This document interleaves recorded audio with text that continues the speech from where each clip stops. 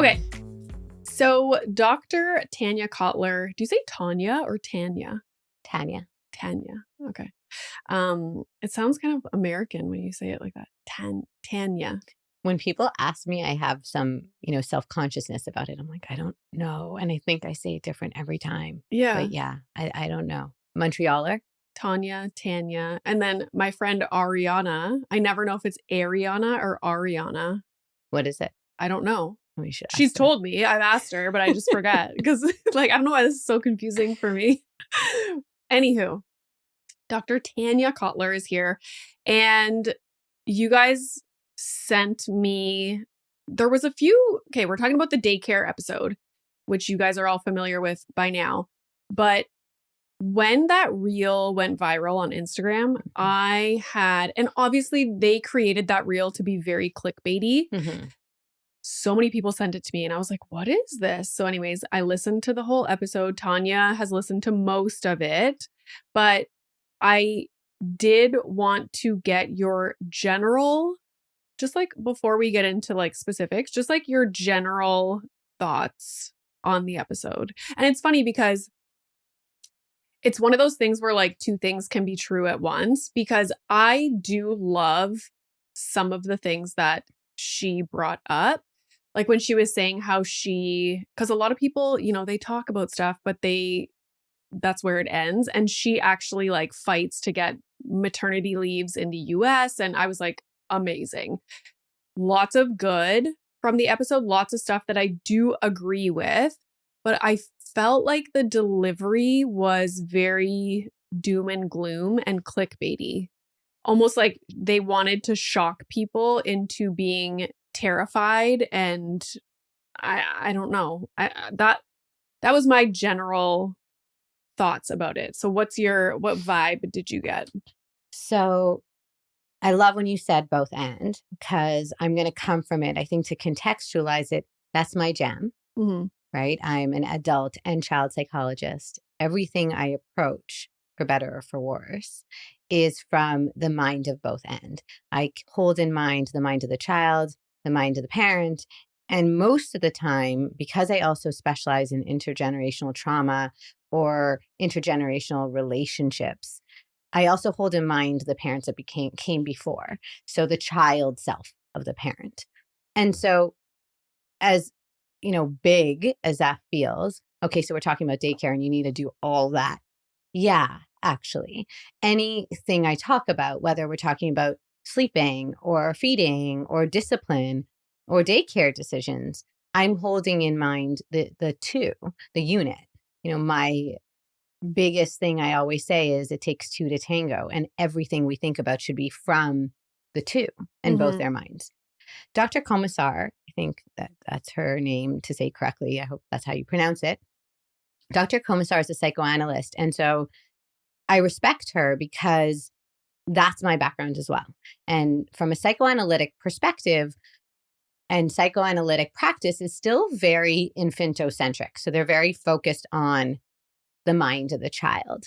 It is very much looking at the best developmental outcomes. Parenting is very much looked at from the standpoint of for the child. We do things or don't for the child. When we hold it from that perspective, everything she says is correct. But wait, please don't shut off now. In the sense that I'm going to exactly focus on what is just not debatable. 0 to 3 are the critical period for the development of the attachment bond.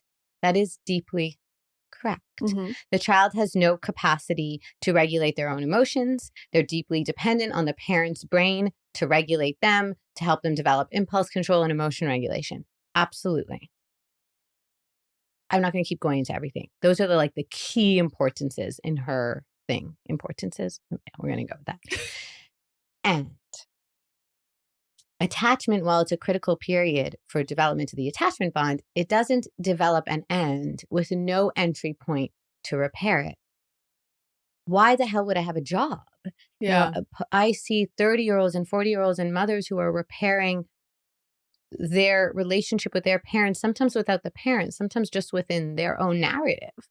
So they're using, the therapy relationship or their relationship with their partner as what's called a corrective experience. Their brains are constantly, as we know with neuroplasticity, changing and developing, and they're developing new ways of relating, even into adulthood. And so with our children, we have an ability to change the relationship always. The attachment relationship definitely is forming during that critical period, and it's forming moment to moment over time, well past that period. Also, no singular behavior or parenting choice can be responsible for the entire attachment relationship that develops. I'm going to say that one again. No single parenting decision or behavior can be responsible for the entire attachment relationship that develops. So, another factor she says that's super important is when she talks about the decision making if to send them to daycare. So that's one perspective. The other, for all the listeners who've already done that, that's a different question, right? So what she offers is, if you're listening and you're pregnant and you have kinship relationships available to you or finances to hire a babysitter, then maybe daycare is your last resort. I don't disagree with her. No, for sure. However, not everyone listening is preparing to conceive or pregnant. Not everyone has kinship bonds. Remember, the family relationships we hold within us. What are those? Maybe you don't have relationships with everyone. Maybe that's a complex thing to even imagine asking. Maybe that's going to make you more stressed, more guilty, more traumatized to have your mother in your home or whoever. And maybe you don't have the finances for the babysitter. Maybe you must work. Okay, so there's so much, but here's a really big one. Maybe you want to work. Maternal desire matters. So when we think about It Takes Two to Tango, and when we actually think of the research on attachment, beginning with John Bowlby, who's a father of attachment science, he said the secure attachment relationship is a relationship that develops in which both, and he uses the word both in like 1950, both feel joy. The mother's desire matters. Her feeling fulfilled and meaning and joy from her child matters. If this critical period of motherhood, which we know, and so Dr. Komisar doesn't come from the perspective of the mother's mind. If the mother is in this critical period herself of development, what's called matrescence, with brain changes and hormone changes. And we know that creates inflammation in the brain, and that intersects with stress, where she has this identity change and she feels like she's lost herself and she's grieving that and she's depressed and she deeply wants to remain connected to her old relationships, maybe to her work. And we tell her she shouldn't. So she'll be physically close to her baby. She'll be home. She won't send them to daycare. But she won't engage. Yeah. She won't be emotionally present. The baby won't feel felt. The baby will be engaging with a flat-faced mom who is unable to be with them. Well, that's going to have massive repercussions. So we need to think of the moment-to-moment interaction, what is happening. If the mother is fulfilled, the finances, all those things that I mentioned, and what's happening outside the daycare. The last aspect of this is we need to actually think about the research on attachment, which talks less about the separation and more about the reunion. So the coming back together again, if you are going to be sending your child to daycare, which is the other one, or if you already did, how did you handle it after the fact? How did you repair when you came back together again? What were the other moments like? So that's important too. What I was thinking the whole time I was watching that episode, I watched it on YouTube. I was like thinking about moms who had maybe a 4-year-old, like a child that's now in elementary school, like kindergarten, senior kindergarten, who like their child did go to daycare.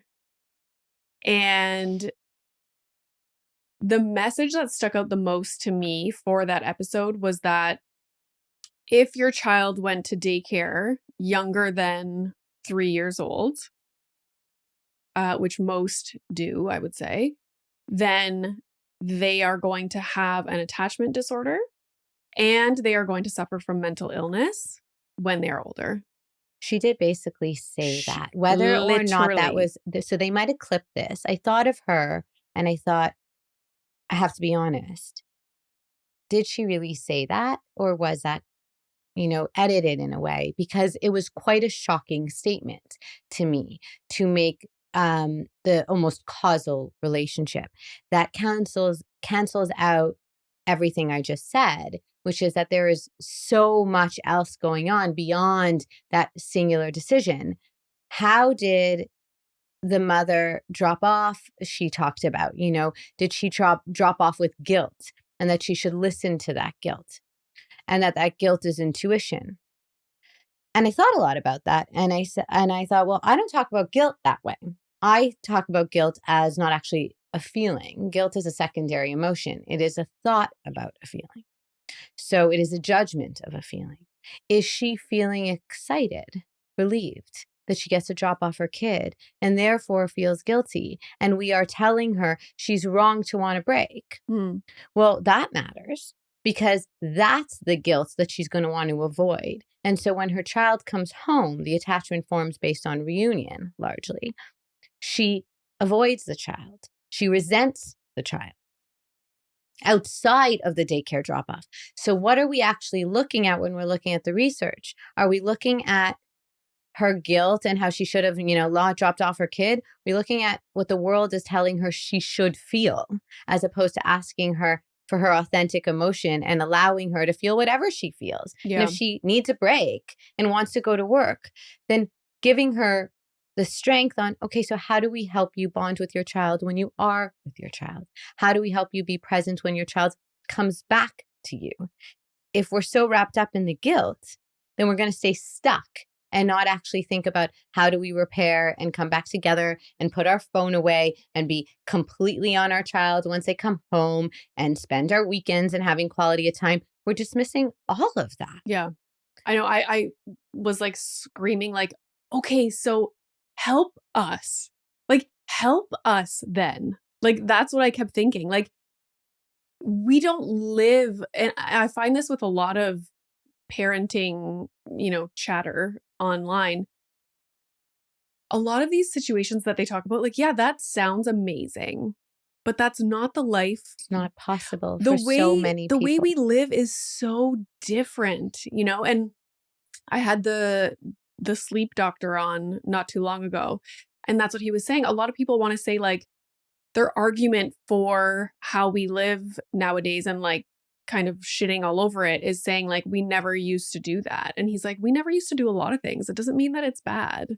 Like, our life, the way we live has just changed so much. But that was the biggest thing missing from that episode, is like, so most of us, our children do go to daycare. So help us, have that secure attachment with our child. So let's do that. Exactly. Let's do that. Yes, please. We're going to do it in two parts. So first we're going to do you're listening to this and you're like, wait a minute, I can actually choose a different thing. Should I not be going to daycare? So for that parent who's listening, I don't even know that the answer automatically is no. I think the answer is, what are your circumstances? She does in that episode, if you listen to it, as I said, talk about some alternative options like kinship bonds, which is a family, a grandmother, a aunt, someone else, or a babysitter or a shared babysitter.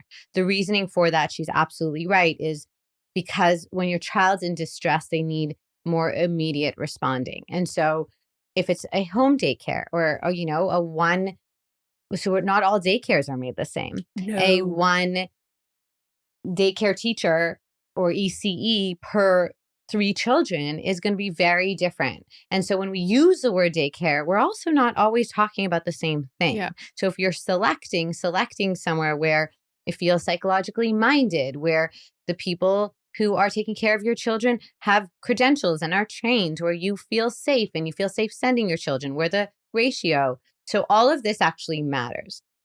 The second is, how old is your child? She lumps 0 to 3. 0 to 3 is not lumpable. 2 months, 3-month-old baby in the US is where she's talking. We're in Canada. That is very different to a 10-month-old baby, and very different to a year, and super different to 18 months. So how old is your child really matters. Yes, they play in parallel play, as she described, so they don't need it for socialization. Not until 18 months or age 2, she's right. But then they do start. So the person who's sending their child at around 2 to 3 is beginning to move from parallel play, some of them earlier, to playing with another child. The socialization is helpful. The other thing is, after 10 months, they do develop an object constancy. So they are beginning to develop a sense at about a year old of you will come back, and then knowing when you leave, when you come back. So we do need to actually think about how old they are. Now we'll take the other category of parents. I already sent them. I'm already doing it. I'm already doing it right now, or I already did it 3 years ago. And now I'm like, okay, the reason that they are, insert the blanks, seem to have ADD, they can't sit straight in class, that was my daycare decision. So now I feel hopeless, powerless, because I already did it. It's over. There's nothing I could do, or so I think. Well, what's the impact of that going to be on you? You're probably, if you feel powerless and helpless, not going to be doing the key things you need to do to engage your child and connect with your child. If we're feeling bad about ourselves, like we made a mistake, like we're not enough, like we have failed, the greatest risk is we may project that onto our child. So our child's behaviors we now see as our fault, but we also almost see it as an extension of us when they do things, like we're mad at them for making us look like we made a mistake. Like we hate their reminders of our failure. That's not a good setup. Yeah. So if you send your kid to daycare, or if you're sending, we want to be working on the predictability part. We want to be helping them know that that's where they're going. And they probably, for those who are already doing it, know that. If those are about to do it, you can, tell them stories, draw pictures, what to expect, drive by, say to them things like, "Mommy always comes back."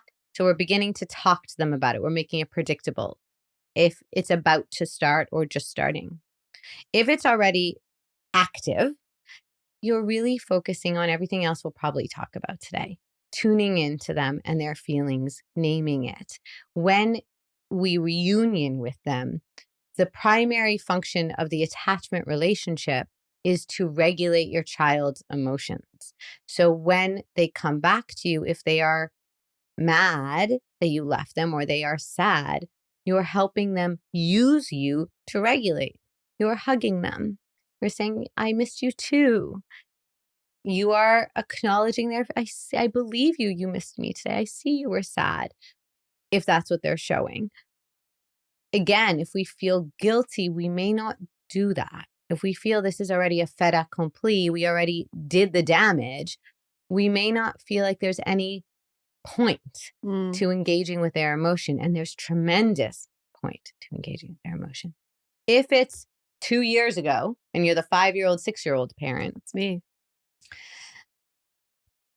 Honestly, you have their lifetime to relate to them. So if we get stuck on a one decision we made, that is going to impact your relationship. Your stuckness in the past, your fear of what you have done, is going to impact the relationship worse than that decision ever would have.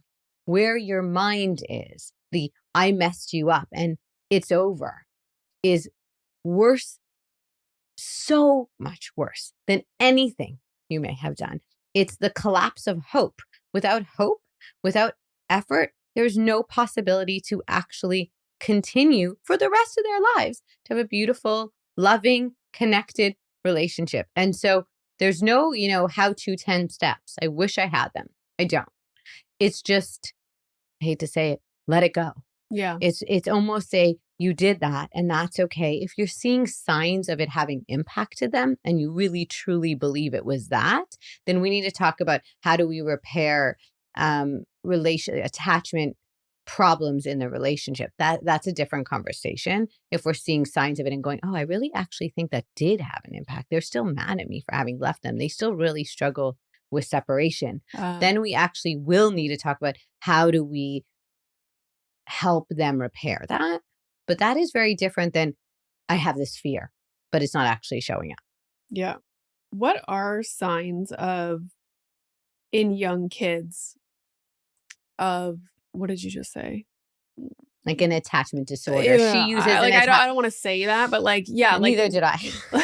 like what are the, like what should parents look out for? Like you said, like, oh, like maybe it did affect them in some way. And also, how would you even know that it was daycare and not just Well, that's what I think I was trying to get at. There's no way to point to the one specific thing. Yeah. It's usually how the parent is engaging the child all the time. So I talk about this concept of consistency, not constancy. It's not what you always do, it's what you consistently do. And no singular thing can be responsible for the entire relationship. So if you are consistently dismissive of your child's needs, if you drop them at daycare and that was in context of you otherwise being dismissive, meaning when they fall, you're like, you're fine, then your child will basically, upon reunion, and don't overread into this, like don't start videotaping yourself when you first come back to your child again. You can't, this is very intricate I was trained in how to record and assess attachment, and you can't do it. And I mean that respectfully. I really needed to be trained in it. So don't do it at home. But let's say all the time your child essentially avoids you upon return. That's one sign of a what's called dismissive attachment or avoidant attachment. Essentially, they no longer use you. So remember I said it's about reunion. They no longer use you to help them regulate their feelings. They no longer expect that you can. That can't come from only drop off. That actually probably comes from how you were on pickup and how you were for the rest of the evening and how you were at bedtime and how you were on Saturday morning. That they developed an overall extraction sense of you're unavailable and that they need to take care of themselves. And so the attachment, what happens with attachment is we develop ways of connecting according to what we receive. And so the child will develop the sense of almost shutting off of their attachment needs. Forget it, I don't need you. She refers to that, Dr. Komazar, as like the flee response. They're constantly sort of fleeing, and she uses ADD as an example. These things can come together because of nervous system functioning, and she is right to say that many of the times we see ADD, it does have to do with early childhood experiences more than just due to brain and chemical. And she is correct. There's a lot of early relationships that goes into the ADD diagnosis. And so that child would be dismissive of their attachment needs and not use you to connect. So what we would do with that, if we saw that, is that we really have to tune in, beginning with our language, with our facial expressions. It's a heavy effort to, get on their floor and meet them eye to eye when they're having a feeling. So being emotionally responsive, which looks like, your child is crying because they asked you to peel the banana and then you peeled the banana and now they didn't want you to peel the banana. And instead of being like, you told me to peel the banana and turning your back, and that came out, easily because I've said that, you may turn around and go, you're so sad I peeled the banana. I see you're sad I peeled the banana. You don't need to fix it. You already peeled the banana. You can't unpeel it. It's not, hold on, I'll get you another banana either, right? That's a different kind of parenting. But there is just this moment of acknowledgement. I see you're really sad. Yeah. Do you want a hug? So I'm present with your emotion. That's emotional responsiveness. Doesn't mean fixing. The other way you might see is your child is almost heightened activation. They cry and cry, but they can't quite use you to calm down. So when things are wrong, it's very hard for them to settle. This is why I said don't do it at home. Some children have big feelings and it takes them longer for their feeling curve to end. That doesn't mean necessarily that they have an anxious attachment. So we need to be careful. But if you're noticing your child takes longer, is someone who, when they feel their feelings, feels very intensely. You still want to be, same idea, tuned in and present with them, holding space for their feeling, kind of like a sheltering oak tree. I'm just here. I'm, again, not necessarily fixing it. I'm present with your feeling until it passes. And I may, and we'll probably get into this, I may need to set a boundary depending on what's happening. So sometimes in anxious, ambivalent attachment, you'll see hitting, the child will hit you. That doesn't mean they have anxious, ambivalent attachment. You will sometimes see that in anxious, ambivalent attachment. You may need to set a boundary around that, right? Now, you can't teach a child, and we'll talk about this probably too, at a heightened emotion state, you can't teach a child almost anything. It's not accessible. So in that moment, it's really this kind of connect before you correct. You're still with them. The boundary will come, but you're with them in the feeling. Same thing as before. I really believe you. You're very angry right now that I peeled that banana. Whew, you're so angry. Really, really didn't want mommy to peel that banana. What we're doing is we're really working on them learning that they're not alone in their feelings. And what she was highlighting was, by leaving them, we're making them believe they're alone in their feelings. Okay, maybe. And maybe if at daycare they didn't have the sense of responding they deserve, that might have happened. But we can correct that. We need to know that we have moment to moments of experiences of being able to tune into them and make new neural networks that say, there is someone tuned into my feeling. We could do that at 20.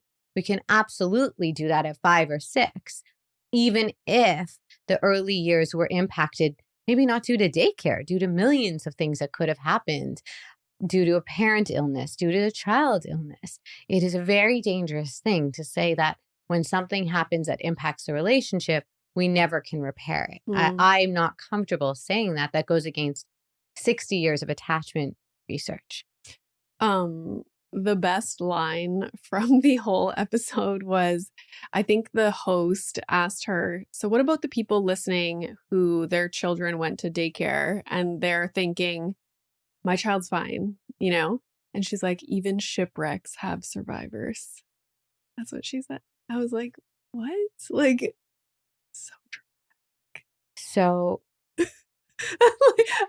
instead of acknowledging what you're saying, like, it can be repaired. You can, there's lots of things that play into an attachment relationship. So perhaps those families, yada, yada, yada. No, it was like, even shipwrecks have survivors. So what I want to do is ultimately respect her and her knowledge of this research. This isn't my area of expertise. I own it. So here I am just spending, 10 minutes talking about something I know nothing about, hypothetically. I know a little. I'm coming from the real attachment standpoint. The research on daycare and the advocacy in making changes, particularly in the US, when children are babies are going to daycare so young, 6 weeks. And they're going maybe from 8 a.m. to 6 p.m. That really is something that needs changing. That really isn't okay. For everybody involved. Absolutely. Yeah. And so I really, again, it's like contextualizing this. It's really important. We're in Canada. Many people are talking about sending them at the age of, so we need to know age. We need to know circumstance. We need to know, what do we mean when we say daycare, right? And so it's really important that we do that and not just assume that daycare means 30 kids to one, adult from 8 a.m. to 6 p.m. at the age of 3 months. That is very different scenario than, age 1 at a, smaller daycare where there's 6 kids or 8 kids, but there's 2 ECEs. So it's 2 on 4, very different, half a day, very different circumstance. No, 100%. And honestly, if we could also look at it through the lens of, she is somebody that's fighting to try and get this changed in the US, which I think we could all agree, like, it's literally inhumane that they don't have leave and parental leave and such. So if like, this is what it takes. No, you have to talk about the negative impact to make change. And she is absolutely right. There can be detrimental negative impacts, especially on the mother who deeply wants to be home and has no choice. And I think that's who the episode was really for. It was for those who have no choice. Yeah. And the government is not giving them choices. And that, in that sense, it's almost like a word to the wise for listeners. It is for when you have no choice and you deserve choice, and she wants choices. And in that sense, all power to Dr. Kumazar. She did exactly what she should do in what she said. No, the US. Ooh, I can't even imagine. I can't imagine. But we're going to switch gears now and talk about gentle parenting, because I always have questions. Like, I love parenting content and helpful things, and like, it has really affected the way that I parent, so like I'm grateful for it. But oftentimes I hear scenarios and I don't know, like, not tips and tricks, but like how you should respond in certain situations.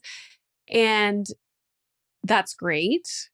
But I always find it ends there. And I'm always left with like, I'll go through a very similar situation that I saw a clip about with Milo. And I'm like, okay, I'm fully equipped for this situation.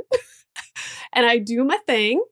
And then it like veers off in this direction, or like something totally unexpected happens. And I'm like, oh my God, okay, now what? So one example, and I have dealt with this exact situation, not very often, lucky for me, but the not getting either dressed and I mean, when he was in daycare or junior kindergarten, sometimes he would go to school in his pajamas because I was like, it's just easier. But I'll give the example of the winter coat, like not putting on, let's say you have to walk your child to school and they have to get on their snow pants and their winter coat. It's like -30. Again, we're in Canada. So this was that situation. And when you say your piece, and I believe the advice was, I understand, like basically acknowledging, like, I know sometimes it's like, it basically sucks when somebody has to tell you to do something, and like, it can be difficult. And I understand that you don't want to put on your coat, but mommy's job is to keep you safe. And right now it's really cold outside and you need to wear your jacket, or like, we're not going outside until you put your jacket on. I'm like, great. That's perfect. I love this advice. Great script. But now my child doesn't give a shit about that script. Okay. And so here is where I always struggle. It's like, we're always told that you set the boundary. So in this situation, the boundary is you need to put your coat on, and then holding the boundary. Okay. But at the same time, school starts at a certain time. I have to, this is just hypothetical, but like get to an office. My boss is expecting me. This is the kind of situation that parents find themselves in, and it can be so stressful in the mornings.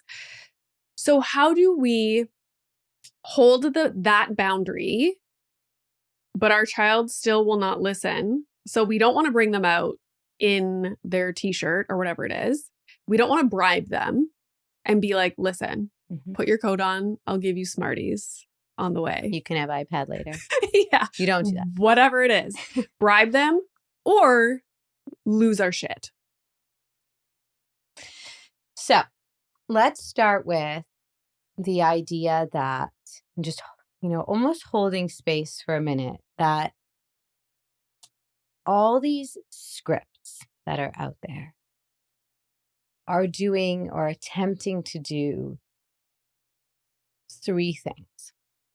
And they're not always explaining those 3 things. So the 3 things that the scripts are trying to do, I've named them the ABCs of parenting, essentially. But we're trying to emotionally attune to our child. That's the A. A is for affect. Affect is feeling. The B is we're trying to set a boundary. I'm going to come back to both of those in a minute, but we need to teach, it's a, set a boundary when necessary. And C, we're trying to teach them or help them to cope, because we know that children don't have the capacity to regulate their own emotions. We know that children need us. We are essentially their frontal lobe, because they don't really have a developed frontal lobe. So they don't have impulse control and they don't have emotion regulation capacities. They need us. So the C is for coping. We're trying to help them cope. Okay. So if we know that, and not everybody always explains that, that's where these scripts come from. They're very much usually emotionally attuned with a boundary built in. But what's being left out is, first of all, these scripts change and how we deliver them changes based on the age and stage of development. So your example was an age and stage of development thing, right? The script kind of really worked pretty simply when my child was in that, like, under 2 phase. Yeah, well, because in 2, that 1 to 2 stage, if you think of, I love that age, like that 18-month-old, 2-year-old age, like you can love it when you're far away from it. They're really just curious about the world. That's a stage of your child throwing food on the floor from their high chair. And they're like, oh, look, it falls. I'm going to do it again. It falls. Oh, cool, gravity, right? Like they're figuring out their impact in the world and that things can have an impact on each other. Really cool. The relationship between things. They're figuring out relationships between you and me, between me, you and food, and so on. And so at that age, it's kind of simpler to do A, B, and C. We're emotionally tuning in by going, you're having fun throwing the food on the floor. Plop, plop, whatever. And then we might say, I think you're done eating. That's it. That's the boundary. I think you're done eating. And we take the plate.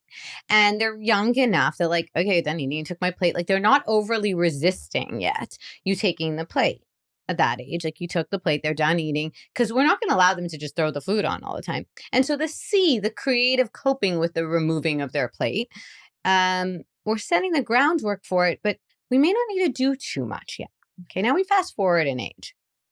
We're talking about that like 3, 4 age. I call it all will, no skill, 3 to 5. All will, high emotion, no fucking skill. You can edit that out, right? So at that age, it's really important because what's happening is they want to be recognized. It's see me, recognize me, see me as separate to you, see me as having a separate mind to you, my own opinions, desires, feelings, wants. I don't want to wear a coat. You want me to wear a coat. Okay.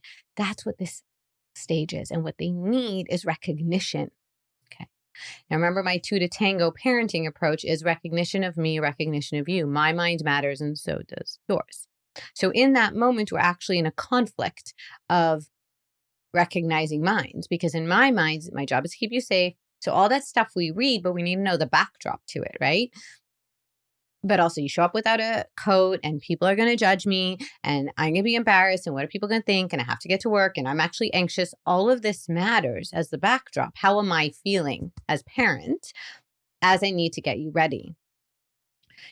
How you're feeling, child, is I don't want to wear that. It restricts my movement. I'm very uncomfortable. I get really hot because then I go inside a building with no air circulation and I'm wearing my coat for longer than I should be and I don't want to wear my coat. And all that comes, the soundbite is, I don't want to wear my coat. Yeah. And so the script is, we're noticing their feeling. We're naming it. I know you don't want to wear your coat. It's so puffy. And so the first part, the A, is actually attempting to connect to their emotion. And remember when I said a little earlier, or if people don't listen to the whole episode, when we're attuning to their emotion, we're not fixing their emotion. We're helping them feel felt. We're helping them feel that we recognize their inner world, that we can imagine what they feel like. That helps them feel not alone in their feeling. So we don't have to do anything about that feeling. That's one of the biggest misnomers. So the concept is, I say, I know you don't want to wear your coat. I believe you. And the kid's supposed to go, okay, now I'll wear it. Exactly. Like, no, that's not what happens. Exactly. At all. Okay. And so that's where we shift into B, the boundary. So we don't always explain the relationship between A and B. The relationship between A and B is that you need to do both. Gentle parenting is a misnomer. Gentle parenting sounds like it's gentle and therefore no boundaries. That's permissive parenting. We're not talking permissive parenting. Actually, there's a ton of research on how ineffective and even potentially harmful permissive parenting is. It gives a child way too much control. They're not in an age to have control, and they feel very unsafe with all that control. So the boundary is important. So what the A is supposed to do is help them not feel alone in their feeling. That's calm face, soft tone voice that says, I really believe you. That coat is so hard to move in. You really don't like wearing your coat. And my face is showing it and my body language is showing it and I'm on my knees and I'm face to face. And they go, I'm not wearing it. And I throw the coat down and it didn't work. You're still right on script. That's the first mistake most parents make. Shit, it didn't work.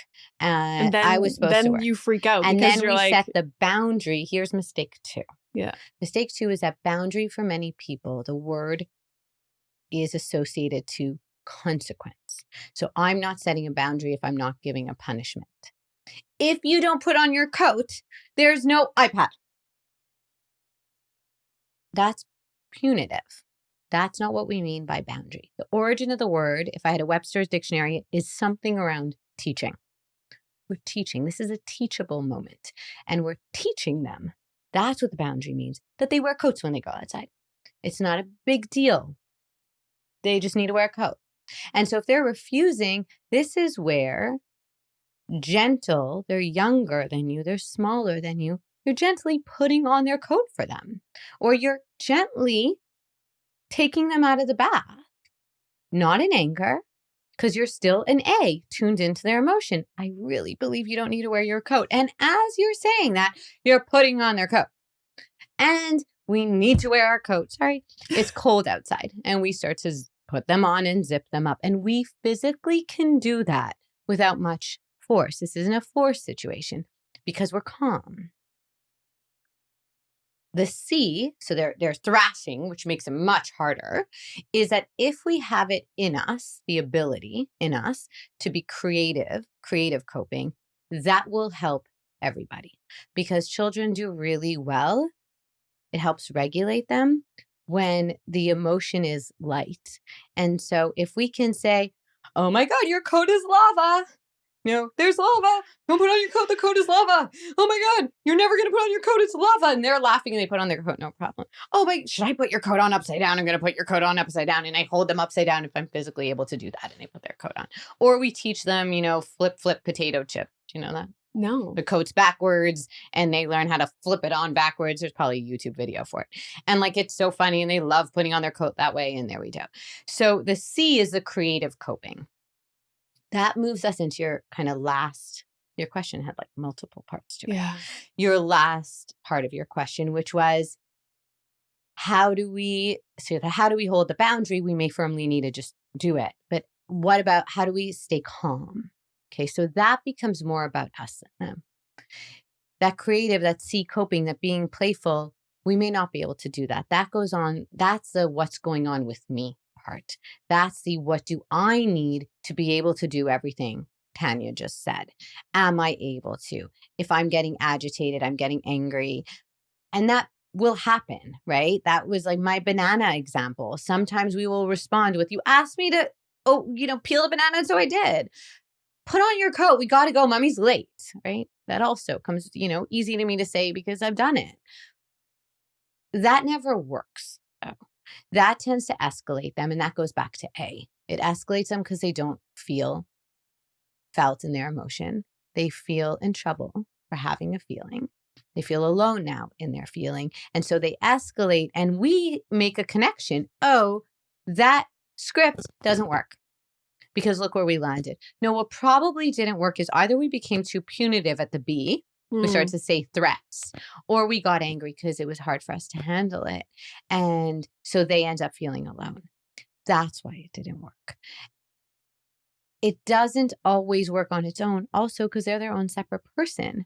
And so it's remembering that our job isn't to fix it, that sometimes we're going to be putting on their coat and taking a crying kid outside into the car. And that doesn't mean it didn't work. Right. That still means we did all our ABCs. It still means we tuned in, It still means we set the boundary. It still means we tried to put their coat on as a rocket ship, and they're still crying when we got in the car. And then you are setting in motion I'm not alone in my feelings, because as we're taking them, if we manage to stay calm, we're still saying, really know you don't want to wear your coat. I really know you don't want to go to school. I really believe you. You're so upset right now. And we're putting our hand on their knee, and we might try a new creative coping once we're in the car. Should we listen to the silly song that we always listen to? And they snap out of it. And sometimes they even don't. And those are the hardest drop-offs. And so some of it is also acknowledging that you can't always fix the emotions that you are going to face. That is not your job. And if we expect that to be our job, we're going to be angry a lot of the time because we're going to feel like failures. Yeah. Our job is to have them feel felt, not alone in their feeling. And with boundaries is to teach them how to be in this world and to teach them ways of coping with their feelings when they're upset, and to give them tools, which we can, get to, and to give them alternatives to the ways they're acting. Yeah. I feel like the biggest misconception when people are reading about these like scripts or, tips for parents and how to deal with things is that it's going to stop the emotion and like what's happening or like the behavior like in its tracks, and that it won't happen in the future. Do you know what I mean? When like, and I think that's where parents get so frustrated because that's almost how they're selling it. It doesn't do either of those things. Yeah. Your 3 to 5-year-old child is meant to constantly call you to recognize them. Yeah. And the only way they're going to have you recognize them is by constantly calling you towards how they're different than you. You want them to go to bed, they don't want to go to bed. You want them in the bath, they don't want to go in the bath. They're trying to have you see their mind as separate. It's actually amazing.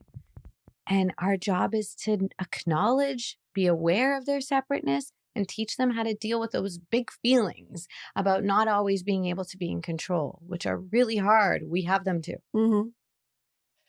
Okay, the next thing is when your child says something really mean to you. So I hate you. Sometimes I get like, I love daddy, but I don't love you. I'm like, thank you so much. So I know the whole thing around you don't want your child to feel like they're responsible for your feelings.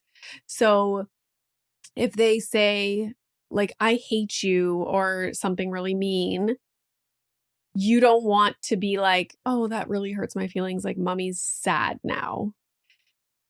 I understand that. And I feel like there was a whole thing in the attachment training about that kind of parenting when like the child feels the parentified child, yeah, they feel responsible for you. Yeah.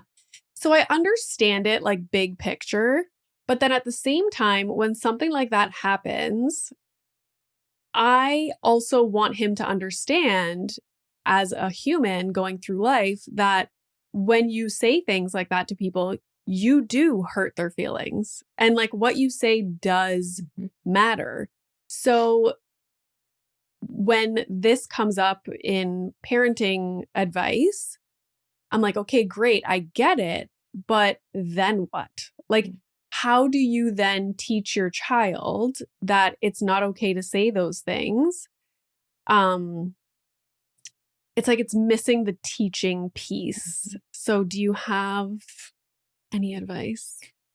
Well, it goes back to, in some ways, what I talked about with the coat, right? That the boundary, I say this a lot and I feel like people understand me, and then I realize that they don't. So that the boundary isn't a punishment, right? So when our child says, I hate you, that's a really good one, or I don't want you anymore. I've been told that one. It hurts. It goes right deep in when they say that. And we, in some way, want them to know how it feels. That's more about us. Okay. So the first question is, how do you feel? So I talked about with the coat, reflecting on their mind, what's going on with them. They're separate, right? And in the beginning of the podcast, I talked about the two to tango. Parenting is always your mind and their mind. So the coat, we're going, what's going on in their mind? They want to be separate. With I hate you, what's going on in your mind? So for a lot of us, especially if it's, I like daddy better, right? It's this, I'm not enough. I'm unlovable.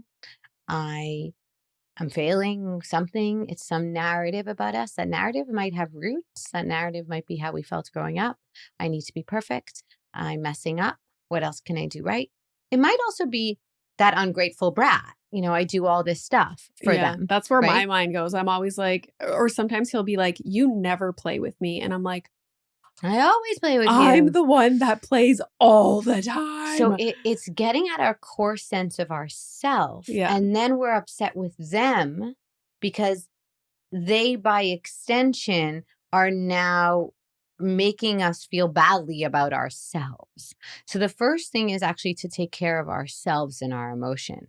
Quite simply, this isn't about you, right? And so when we say to them, you can't say that, you're mean, you're ungrateful.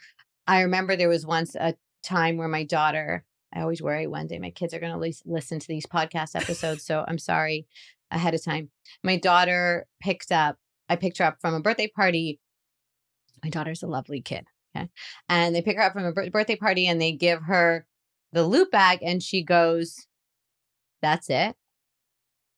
And I was horrified. I was so embarrassed. So here's what was I feeling? So embarrassed. What I always we are so good in the home about, gratitude and appreciation, and she's so loving and blah, blah, blah. And that's what she says. And so I say all of that as we're walking to the car, which is probably worse than what she said because I'm probably hearable.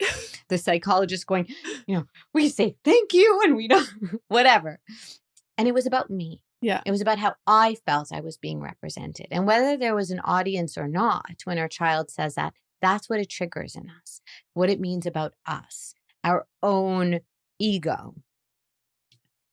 And in those moments, we need to know that because otherwise we're not going to be able to respond. And if we do respond that way, because I have, and I did, as soon as we catch it, which is what happened to me as I got in the car and I put on my seatbelt and I was like, oh, wait, psychologist self came back online and I turned around and I said, honey, can we have a redo? And she's like, what's a redo? Mommy just got really angry because it didn't feel good for mommy when I heard you say that. Tell me, why did you say that's it? It's okay. I'm not mad. I was confused and that made me feel mad. Mommy's job is to take care of my feelings. That's not your job. That's my job. So children can have an impact on how we feel, but they're not responsible for how we cope. That's the difference. It's not that they can't make us feel things. It's that they're not responsible for how we cope with things. That's our responsibility. So I can feel angry, hurt when you say I hate you. But my job is to cope with, notice now that I'm angry or hurt and cope with my anger and hurt, not put on you to help me cope because I am the adult with the adult brain. But did you leave it at that? No, with the loot bag thing? No. So I turned around and I said to her, tell me, what was it? And she said, well, the girl at the birthday party was dressed from top to bottom, she described, in a cheerleading outfit. She was wearing a skirt and a top. And she had the pom-poms and the socks and the scrunchie. And I look in the loot bag and it's the pom-poms. And I go, did you think that because she was wearing everything, you were going to get everything? Yeah. And it was just a simple associative moment. Like the girl was wearing thing head to bottom. She loved it. Yeah. She wanted that. And she only got the pom-poms. So like adults interpret what she said as something completely different. And in her mind, It was like an actual meaning of that's it. Like, or is there more? Like, I'm going to get the outfit because I like the outfit. And it was simple and it was sweet and it was desire. And we all have a right to desire. And she wanted that cheerleading outfit. And she even envied maybe that cheerleading. I would love to have that. And there's so much we can then do with that. Okay, maybe Christmas is coming up, and is that her choice? Or we explain that we don't always get there's so many ways we can teach in that moment. But moving to your next point, how do we teach? I wasn't going to teach from a place, if she was upset, I wasn't going to teach in that moment. It has to be in a moment of calm. We have to connect before we correct. So if we use your example, I hate you, how that makes me feel and me coping with how that makes me feel needs to be done separate to our child. The response to that is, I hear your words. I believe you. You're feeling big, big feelings towards mommy right now. You're feeling big, angry feelings maybe towards mommy right now. That's it. When we say, that's so mean, we self-correct as soon as we catch ourselves, because that's us acting in anger. We're allowed to feel anger, but we need to cope with our anger on our own. Later, when they're not so mad at you, when that moment isn't hot, when they said, I hate you, whatever it was about, we may talk about kind words. Or if they hit you, we may talk about kind hands. While they're hitting you, you're not like, you don't hit me because it hurts my body. They can't actually absorb that at that time. At another time, during calm connection time, you might say, no, hitting hurts bodies. So that's that ABC, that's the C. What can we do when we're angry? What are alternatives? And we teach them. We have to teach them how to cope. Can they stomp their feet? In my house, you're allowed to stomp your feet. I don't mind stomping feet. I don't like screaming, and hitting's not okay. Noise is hard for me. So I literally teach my kids that. You could stomp. You're angry, you can stomp. You can punch the couch. Allowed to be angry. Anger is allowed. How you cope with anger is what we're teaching. Mommy's allowed to be angry. Mommy's not allowed to yell at you, though. And if I do, I say sorry, because that's how I cope with anger. I might need to go to the bathroom and make sure you're in a safe place and punch the air because I can't yell at you, and get my anger out of my body because I deserve to be able to do that, and then come back to you. So I'm allowed to be angry, but I'm responsible for how I cope with my anger, not you. So what about the response? I always say, and maybe this is terrible, when he says, because usually when he says like, I hate you, it's usually like he's not super worked up. Mm-hmm. Like it's more like, or like, I don't like you, or it's very like usually like a somewhat calm situation. It's not like a meltdown. Okay. And I'll be like, oh, well, mommy loves you. Is that bad? What happens in that is just, I think there's a desire. Like, what are you feeling when you say that? If you really try to reflect on why I are you want saying him, that? like, basically my thing was like, oh, like you feel those feelings towards me, but mommy still loves you. Like, even though you have those feelings. So the irony is, when we just ask ourselves why, we get closer to what we maybe want to actually be saying. So to say to him, those are, big feeling words, strong feeling words. No matter how you feel, I always love you. That's what you just said. Yeah. That delivery would land better. Right. Because it'll be more accessible to him. And it also has no other alternative meanings. Your real meaning to that is not, I need to hear you say I love me, which it could sound like. It's just, I want you to know I'll always love you, no matter in your anger or in your sad. That's a great thing to say. Oh, okay. So one of the interesting things that we often don't do enough is just ask why. Why did I respond like that? Why do I feel like that? What just got triggered in me? And usually that's going to bring you to your thing that works for you to say, and it'll be closer to the connection that they need to hear. So it's what's going on in their mind, what's going on in mine. What it sounds like was going on in yours is, at this moment, he's not very angry. I think he's just saying it. It's not a big deal moment. So I'm not going to give it too much attention. Right. Sounds right on the money at the moment. It's right what he needs. It's not a big deal, so I'm not going to make it big. Those are big words. You could just say, no matter how you feel, I always love you. Okay, great. That's one of the greatest messages we can give our kids. In all your feeling states, in all your words, my love doesn't change. Okay. Before we end this episode, I just want to say, so this morning, he started saying, I don't like girls. Like, I don't like girls. I only like boys. And I'm like, I like let it slide for a little bit, but he just kept saying it, And I said, oh, like, well, I said a bunch of things because he wouldn't stop saying it. But some of the things that I was saying was like, oh, well, that's too bad because like half the people in the world are girls. And so you're missing out on a lot of friends, like, you know? And then he kept saying it. He kept saying it. And I said, oh, well, Mummy's a girl. Sisu's a girl. Auntie Liza's a girl. Poppy's a girl. Like, are you saying that you don't like us? And he was like, no. Like, then he got, and I was like, okay. And then I said, why are you saying that? And one of his friends at school, he's like, well, so and so says that. And I said something about like, well, you shouldn't just like say things because other people are saying them. Like I told him to like be a leader and not a follower, but I was like, he's not going to understand. But what I said to him, I was like, because the last 2 nights we've watched Taylor Swift Eras tour and he loves it.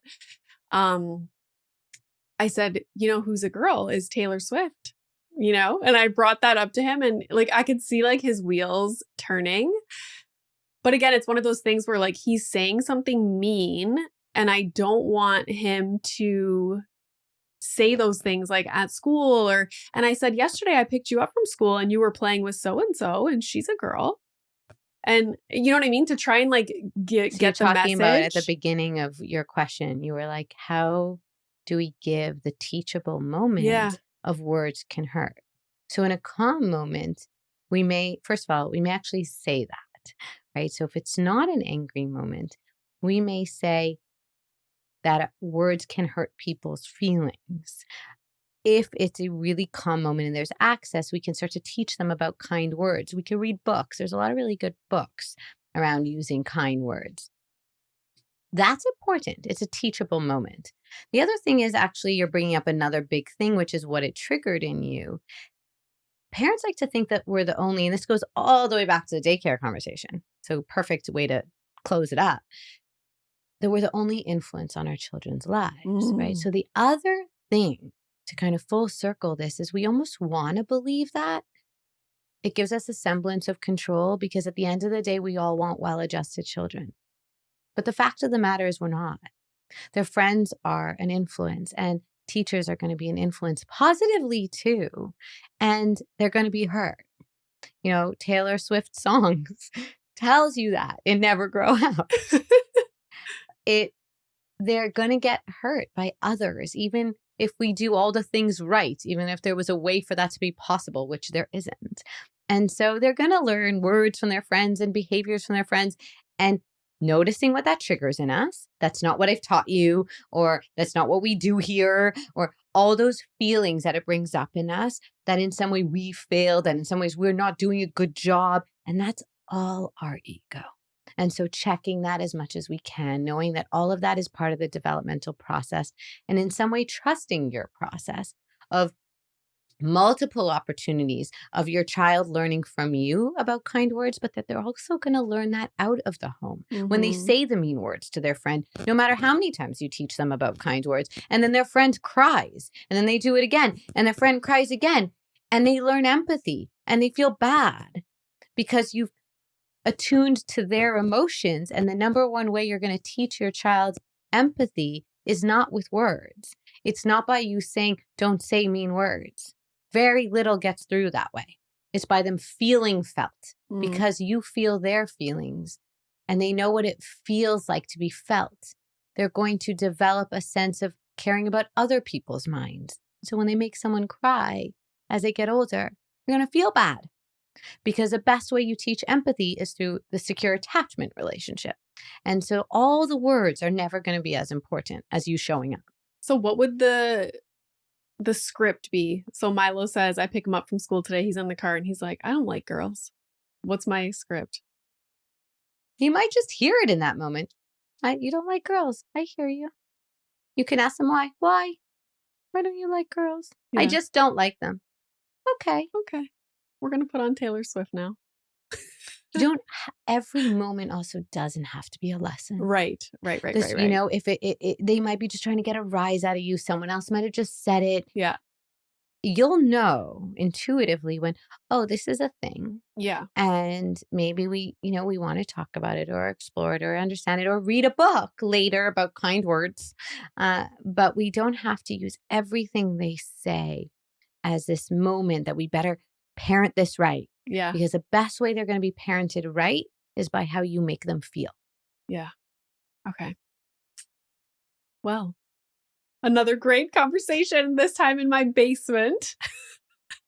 Well, thank you so much. Thank you for having me. Tanya took the train into Guelph, and I'm so happy that you did. That was such a we can do a hard things moment. Yeah. Like, and I'm on a roll.